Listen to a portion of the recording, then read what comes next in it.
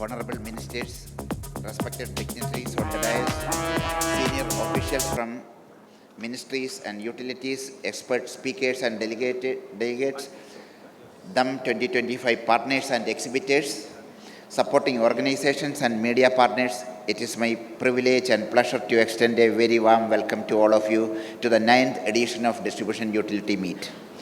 Ladies and gentlemen, as you can witness, this event is gaining momentum year after year, which is a testimony to the trust and confidence of the Discom community in Distribution Utility Meet. The deliberations and the outcomes in the past editions of them have been accepted and implemented by policymakers, regulators, and several utilities. In fact, it was at DUM 2023 in Kochi, the idea of an association of All India Discoms was mooted, and ISGF worked with UPPCL, which agreed to host the next edition in 2024 in Lucknow, and the IDA was launched by the Honorable Minister at DUM last year in Lucknow. As you have seen from the film, IDA is fully operational with 51 Discoms as their members. You will hear more about IDA from the General Secretary and the IDA Director General who are on the dais here. Friends, we are living in an incredible moment in history where technological revolutions happening in different domains at unprecedented pace, at the same time complementing each other and pushing each other to boundaries. As you know, artificial intelligence, quantum computing and related technologies are rewriting scientific knowledge. In last 1 month, in October 2025 alone, 3 separate teams of scientists in 3 different continents have proven that Carnot cycle theoretical limit is wrong. Its first was in October 6th, researchers at the University of Tokyo announced a groundbreaking method of harvesting energy from waste heat using non-thermal quantum states which went beyond Carnot limit. The second was on 16th of October, physicists at the University of Stuttgart showed a quantum mechanical effect at nanoscale allow tiny engines to turn quantum waste into usable energy that can go beyond Carnot limit.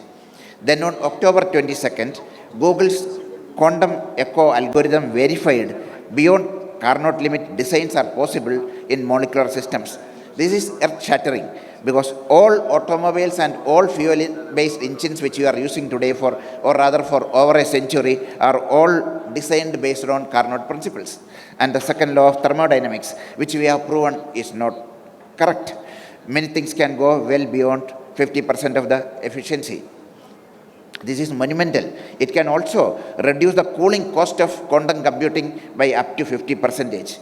Why I am mentioning about these developments? Because all new technologies evolving today are powered by electricity.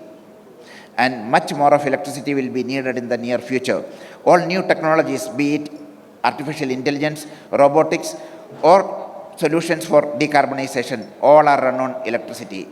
According to many experts, the development of AI will not be constrained by availability of chips or the power of the chips, but it may be constrained by electrons, that is availability of electricity supply.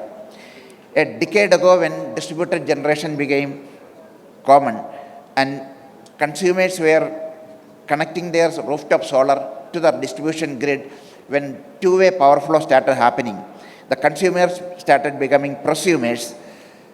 The key topic of discussion was future of the utility and utility of the future. While we are still continuing that debate, the new topic which has emerged is artificial intelligence for energy and energy for artificial intelligence. Traditionally, we referred data centers in square feet. 1,000 square feet, 30,000 square feet, 50,000 square feet data centers which consumed 1 megawatt, 5 megawatt, 10 megawatt of electricity, at best 100 megawatt of electricity. In the last 2-3 years, new data centers emerged which consume gigawatt-scale electricity. Last month, OpenAI, Nvidia and other technology partners announced a 10 square mile, which is 6,400 acres, data center in Abu Dhabi, which will consume 5 gigawatt of electricity. 5 gigawatt of electricity. And this growth of data center from megawatt to gigawatt and square feet to square mile happened in last 3 years. And in India also, Adani Group, along with Google, last month announced a gigawatt-scale data center in Andhra Pradesh. A gigawatt power connection to a data center will be serviced by a Discom or a Transco is another discussion. The key point to note is that generation, transmission and distribution of electricity is becoming more and more important, and the Discoms are the true engines of the economy, and their role in day-to-day life of everyone is expanding. Distribution Utility Meet is a platform where we will continue to discuss about what is coming next while we are exploring to improve what we are doing today. Later in this session, we will be releasing a handbook on artificial intelligence, machine learning, augmented reality, virtual reality and robotic applications for electric utilities. This handbook covers 174 use cases from 35 countries, including 45 use cases from India. Our Discoms, both government and private Discoms, have already implemented several AI, ML and drone projects successfully. Now, I take the pleasure of welcoming Honorable Shri Adul Saveji, Honorable Minister for New and Renewable Energy in Government of Maharashtra, who is a visionary leader driving Maharashtra's RE initiatives. You will soon hear about a Guinness Book of World Record for installing 30,000 solar irrigation pumps in 30 days by MSCDCL under Adul Sir's able leadership. Sir, we extend a very warm welcome to you to Distribution Utility Meet 2025. Srimati Meghana Sakore Bodikar, Honorable Minister of State for Energy, Government of Maharashtra. Madam Minister has 4 more important portfolio. She has still taken time out to come and be with us for DAM 2025 today, and we extend a very warm welcome to you, ma'am. Sri Pankaj Agrawal, Secretary, Ministry of Power. Despite your hectic schedule in the ministry in Delhi, you are kindly consented to be at that Distribution Utility Meet. We are truly honored to have you here and extend a very warm welcome to you, sir. Sri Alok Kumar, Director General, IDA, and former Secretary in the Ministry of Power, is driving several new groundbreaking initiatives for the Discom community, and he has made a mark for IDA in less than 6 months of its operations. We are excited to have you here at DAM 2025 and extend a very warm welcome to you, sir. Dr. Ashish Kumar Goyal, Chairman UPPCL and General Secretary IDA, was our host for DAM 2024 in Lucknow, and he was the mastermind in formation of IDA. We extend a very warm welcome to you, sir. Srikant Nagulepalli, DG of Power Foundation of India and Additional Secretary in the Ministry of Power, Government of India. PFI was formed by Government of India 17 years ago, but hardly any activity happened before he took the leadership a year ago. And several things which PFI is doing, we will hear some reports will be releasing also today. Dr. Pravir Sinha, Managing Director and CEO, Tata Power Company Limited.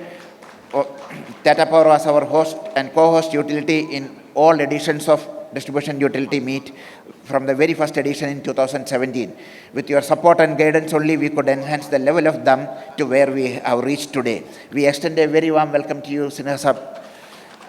And officers from 45 Discoms, several regulatory commissions, energy departments, technology companies are present here. We take this opportunity to welcome you all to the 9th edition of Distribution Utility Meet.